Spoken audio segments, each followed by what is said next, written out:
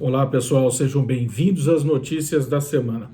E como eu havia prometido, nós vamos falar de um tema extremamente polêmico, a famosa Operação Exceptis. Essa operação leva à famigerada Operação Favela Jacarezinho.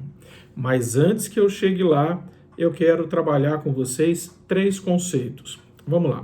O primeiro deles, direitos humanos.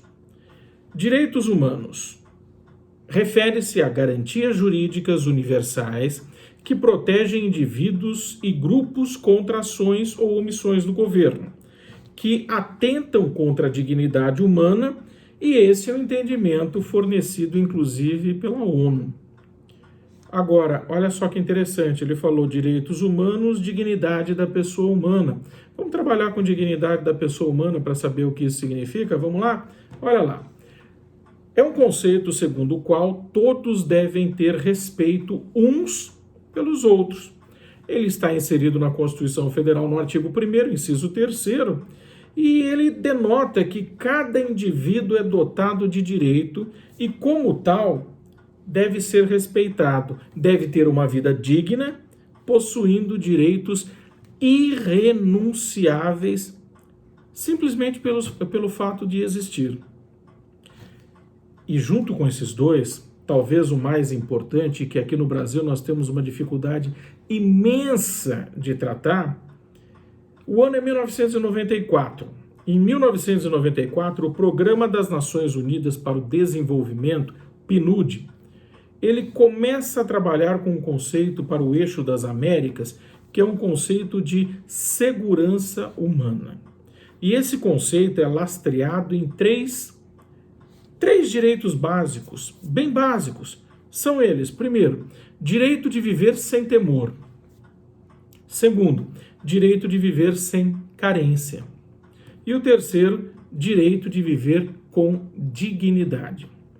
Isso é tão sério que, para você que se julga cidadão de bem, quando você pleiteia o porte de arma, a posse da arma, e você esbarra no governo, você esbarra no legislador, você obviamente está esbarrando ou então brigando pelo direito a ser tratado com dignidade. A própria Constituição diz: você tem direito de se defender, você tem direito a ter uma vida digna e tem direito à legítima defesa. Código Penal, artigo 23 e 25. Então, a partir daí, por que esse direito não lhe é concedido? Por que eu tenho que brigar tanto por ele? É simples. Na medida em que você relativiza esse direito e permite, por exemplo, que os juízes, os desembargadores, os ministros simplesmente digam a você: olha, eu acho que você tem direito, mas não tem tanto assim. Você automaticamente criou uma válvula de escape para que cada um possa interpretar o direito à sua maneira. E o direito não é para ser interpretado à sua maneira, ele é para ser cumprido. Um princípio constitucional se cumpre, não se interpreta pela moral e os bons costumes. Vamos lá? Jacarezinho, 5 de maio de 2021, uma manhã em que várias pessoas se preparavam para ir para o trabalho. 200 policiais, entre militares e civis, resolvem subir a favela. E é interessante porque eles estavam subindo para cumprir 21 mandados de prisão. 21 mandados de prisão. Esses mandados eram originados, de escutas telefônicas, e eles buscavam os aliciadores de menores para o tráfico de drogas. Era essa a desculpa. 29 pessoas mortas. Apenas 4 relacionados aos mandados de prisão. Os policiais invadiram casa, transformaram casas em barricada, mataram pessoas que não tinham absolutamente nada a ver, porque favela nada mais é do que uma aglomeração de pessoas marginalizadas. É claro, você vai dizer, olha, tem traficante, tem trabalhador, tem a empregada doméstica, tem toda sorte de pessoas, pessoas, não marginais, como querem dizer. E, obviamente, um policial acabou, então, morrendo. E a mídia começa a bombardear, dizendo que o policial tinha família. Ah, pois é, mas a criança também tinha, o trabalhador também tinha, não é? E não é o fato de você dizer que alguém está armado que dá o direito de um policial, por exemplo, determinar uma pena de morte. E só a título de curiosidade, no Brasil, pena de morte só pode ser cumprida em caso de guerra externa declarada. E mesmo assim por pelotão de fuzilamento. É proibido pela Constituição Federal, que tutela a vida como bem maior. Os policiais então invadiram. Jacarezinho é uma favela de onde surgiu, por exemplo, o Romário, hoje senador, antigo jogador da Copa do Mundo e da Seleção Brasileira. É um lugar onde você tem estação ferroviária, é um lugar onde você tem avenidas de extremo movimento, que une a área central do Rio de Janeiro à Baixada Fluminense e, portanto, um lugar cuja movimentação é extrema. Foram 6 horas de tiros para todos os lados. Então, a desculpa que se deu era que isso não pode ser chamado de chacina em hipótese alguma. Muito pelo contrário, isso é uma atividade policial legítima.